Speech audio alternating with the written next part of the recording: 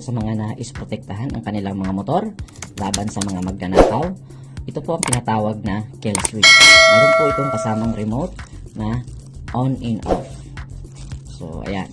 Ito pong kill switch is napakadali lang ikabit sa ating motor para sa NMAX at saka Aerox. No? So, ganito lang siya kabilis ikabit. Itong dalawa, itong socket niya, plug and play lang ito doon sa socket ng ating side stand. Tatanggalin lang natin yung socket ng ating side stand. Ilalagay natin itong dalawa. Tapos, ito naman is ilalagay natin sa ating battery. Positive at saka negative. Doon lang natin to ikakabit sa ating battery. So, napaka plug and play. Pag naikabit na natin ito, mayroon na kagad protection yung ating mga motor.